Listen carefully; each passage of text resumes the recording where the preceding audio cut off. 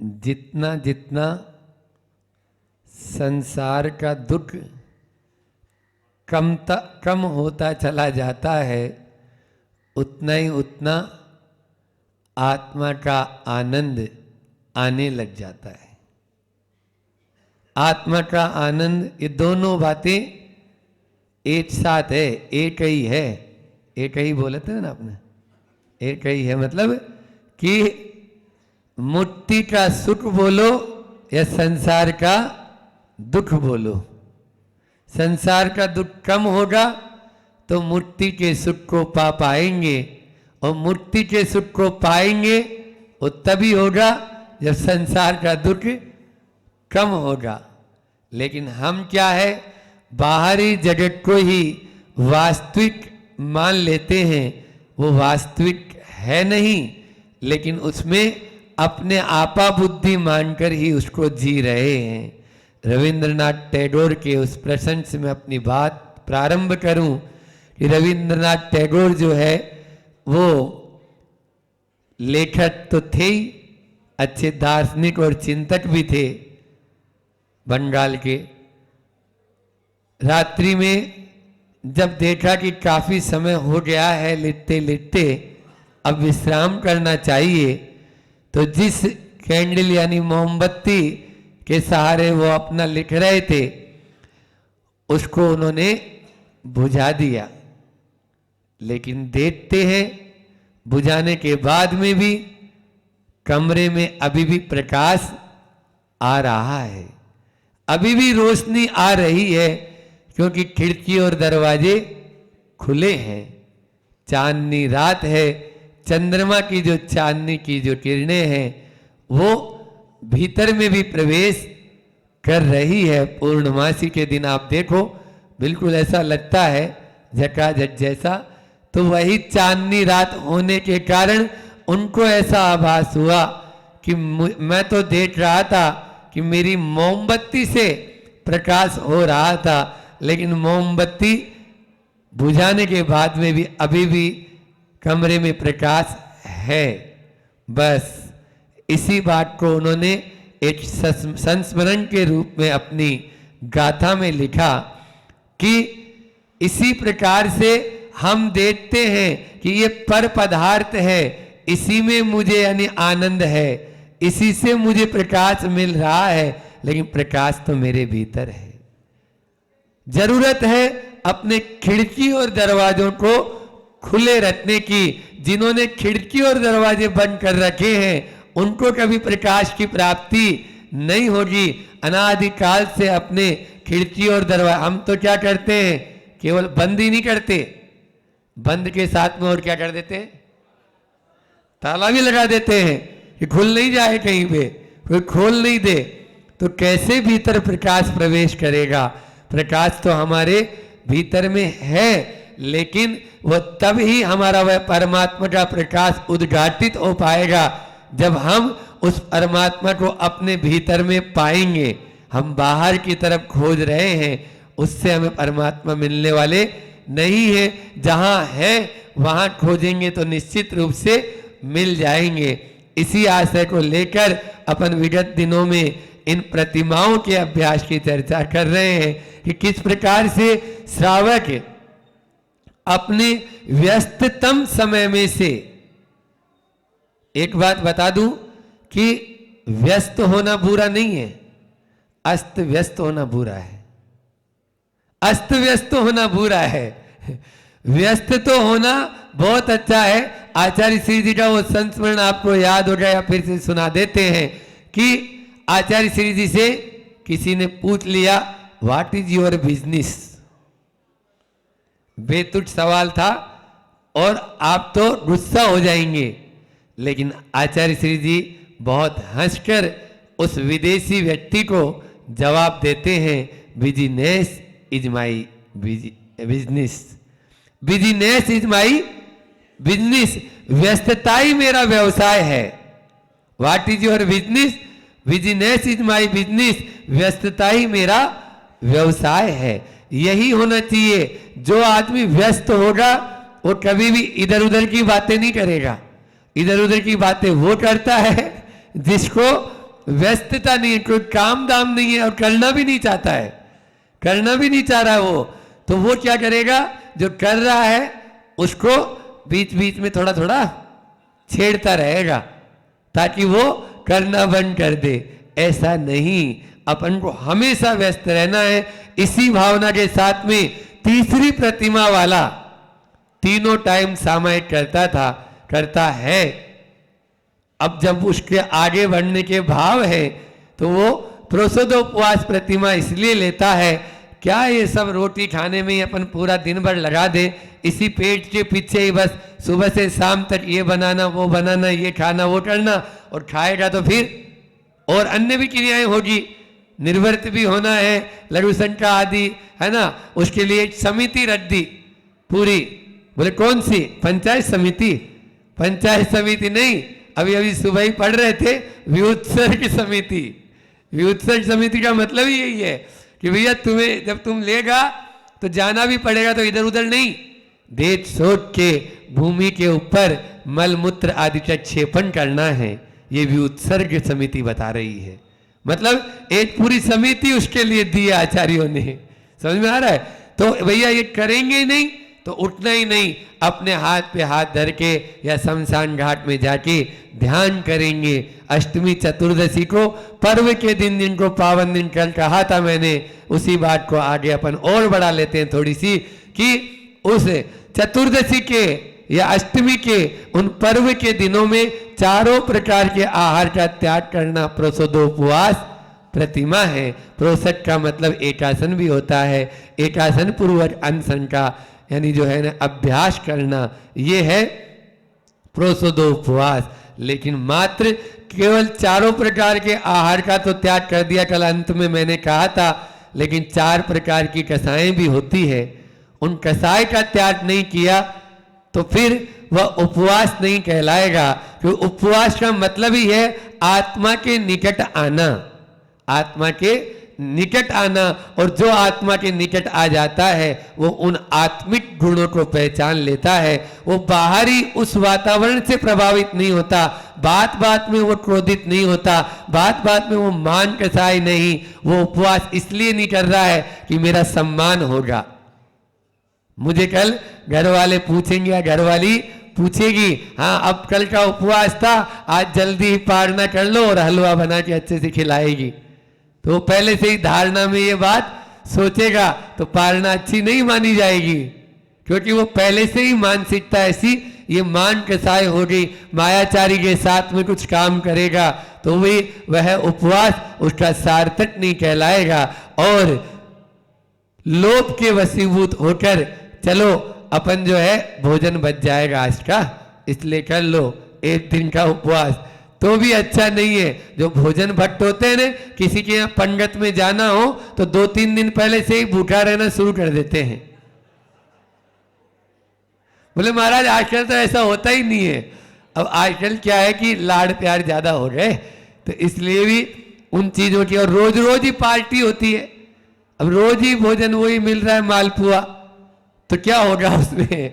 वो तो कभी कभार मिलता था, पहले 30 त्योहार को, होली दिवाली को बनता था, तब ऐसा लगता था नहीं अभी आज से ही थोड़ा सा अपन कम खाना शुरू कर दें, ताकि दिवाली को जो है अच्छे पकवान बनेंगे तो अपन अच्छे से खाएंगे, उसका महत्व भी रहता था। आज ये सब चीजें गौण होती चली जा रही है। तो मैं कह रहा था जैन धर्म में तो अनादि से जो ये पर्व चले, प्रतिमाधारी जो होते हैं प्रोसोदोपवास प्रतिमा में, इस पर्व के दिनों में आप पहले से अपनी तैयारी अच्छे से रखें, मानसिकता अच्छी बना के उपवास करें।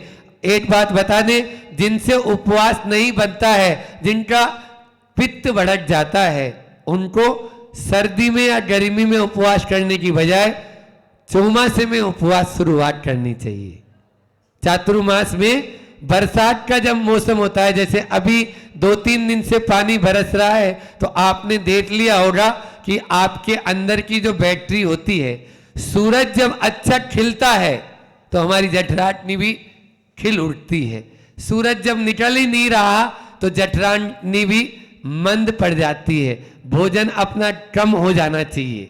ये नेचुरल है, जानवर तो कर लेता है लेकिन इंसान नहीं कर पाता। अरे महाराज उसी समय तो चाट पटोड़े खाने का टाइम होता है और आप उसी समय ही मना कर देते हो।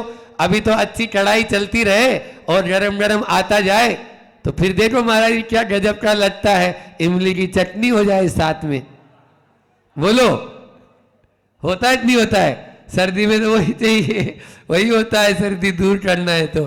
जबकि उपवास जो है जिनको करना है उनके लिए ये बात बताई गई शास्त्रों में, उपवास चिकित्सा पुस्तक में भी ये बात कही गई है कि वो शुरुआत कब करे, अपने चौमासे में करे। इसी के साथ में एक बात और ध्यान देना, एक संस्मरण याद आ गया कि इसी बात को साथ में लेते हैं। भोपाल में जब हम लोग थे तो एक मुनि महाराज जी का नाम हम नहीं बोल रहे हैं, वो बोलते थे कल का अनशन चाहते हैं।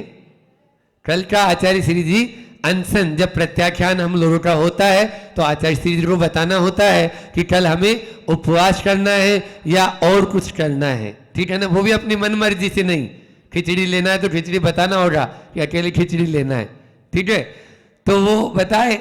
अब आचार्य श्री जी बहुत सालों से उनके बारे में अनशन उनके मुझसे सुनते थे, तो उस दिन हम सब महाराज जी लोगों को जागृत करने के लिए या एक संबोधन देने के लिए उन्होंने कहा कि देखो जिसको अनशन की या उपवास की अभ्यास न हो उसका भी तो चारित्र शुद्धि व्रत होता है, उसको भी तो चारित्र शुद्धि व्रत कर सकता है।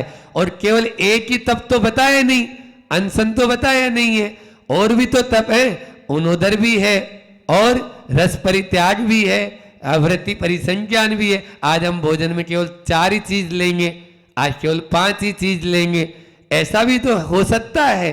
तो अपन ऐसा भी तो कर सकते हैं। ऐसा जब उन्होंने कहा और बोले बाहरी तपों में और भी 6 तपों में 5 तप और आंतरिक तप भी है, इस प्रकार से 11 तप अनशन के अलावा। और धौला जी में तो आया, धौला जी में क्या कहा आचार्य जिनसेन महाराज जी ने कि अनशन से भी, बल्कि है ही फैक्ट है, अनशन से भी यानी उपवास से भी ज्यादा निर्जरा कर्मों की उनोदर में होती है।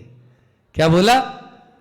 उपवास से भी ज्यादा कर्मों की निर्जरा उनोदर में होती है। इसलिए आज हम उपवास प्रतिमा जो है प्रोसदोपवास प्रतिमा है, इसके माध्यम से ये बात भी आपके सामने रखने चाहेंगे कि अपन उपवास के साथ में इसका भी ध्यान रखें। सामने है थाली, देने वाला दे रहा है, लेकिन कंट्रोल इट, कंट्रोल इट। अपन को ब्रेक लगाना जरूरी है। सामने दिख रहा है हलवा लेकिन लेना नहीं है, त्याग कर देंगे, तब जाके अपने लिए और ज्यादा कर्मों की निर्जरा का अवसर प्राप्त हो जाएगा। दूसरी बात और बता दें कि उपवास के 3 प्रकार यहाँ पर प्रोसदोपवास महाराज जी यहाँ पर आया था कल कि शक्ति को बिना छिपावे स्वशक्ति मनि हुई है ना। अपनी शक्ति को नहीं छिपाना, ध्यान रखना, बहुत महत्वपूर्ण बात बोल रहा हूं। जो अपनी शक्ति को छिपाएगा आगामी भव में ऐसी शक्ति भी नहीं पाएगा, आगामी भव में इतनी शक्ति भी नहीं पाएगा। अभी तो घुटनों में दर्द और सिर में ही दर्द रहता है। उपवास यदि वो नहीं कर रहा है या व्रत उपवास करने में शिथिलाचार अपने आप को प्रमाद रखता है, प्रमादी बना लेता है और केवल खाना पीना ही खाना पीना ही खाना पीना ही चलता रहेगा तो अगली बार उतना भी नहीं पा पाएगा। ये निश्चित है, शास्त्रों का वचन है, दान पैसा है और दान नहीं कर रहा है, अगली बार नहीं पा पाएगा, अगली बार नहीं पाएगा। क्यों? क्योंकि वो था तब तो उसने उपयोग किया नहीं, तो देने से क्या फायदा? भगवान भी तो देख रहा है, बोले इसको देने से क्या फायदा, ये उपयोग तो करता नहीं है, खाली वह तिजोरी में रख रख के बंद कर लेता है। इसलिए अपनी शक्ति को नहीं छिपाना है। 3 प्रकार से हम उपवास यहां पर बताया, क्योंकि वृद्धावस्था जब होती है, रुग्ण अवस्था हो जाती है, बीमारी हो जाती है, उस समय उपवास की शक्ति नहीं बच पाती है। तो आचार्य भगवान कहते हैं उत्तम, मध्यम और जगन्य। हाँ, आपके यहाँ मजोल बोलते हैं, मजोल है ना, उत्तम, मझोल और जघन्य। तो ये 3 प्रकार के उपवास की यहाँ पर प्रसुद्ध उपवास में व्याख्याएं मिलती है। एक उपवास है, एक अनुपवास है और एक में एकासन है।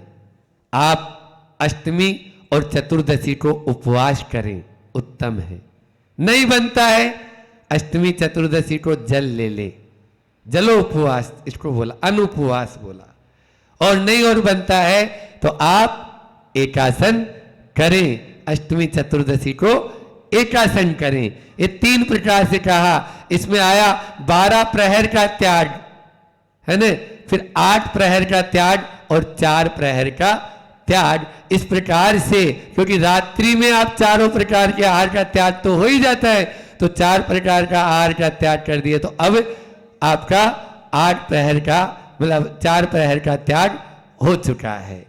अंतिम प्रहर, चौथा प्रहर होता है, तो 4 प्रहर का त्याग। इस प्रकार से भी अपन इस प्रोसोद उपवास को समझ सकते हैं। इसी के माध्यम से हम आगे की और अन्य अन्य प्रतिमाओं का भी, क्योंकि पहली प्रतिमा का जब मैंने आपको बताया था तभी इसी बात का आ गया था, स्व स्व गुणाः, उनकी अभिवृद्धि, उनके गुणों में अभिवृद्धि के लिए नीचे नीचे की प्रतिमा का पालन होना भी अनिवार्य है। ऐसा नहीं है कि हमने 5वीं प्रतिमा ले ली तो अब 4थी प्रतिमा का पालन छोड़ दे।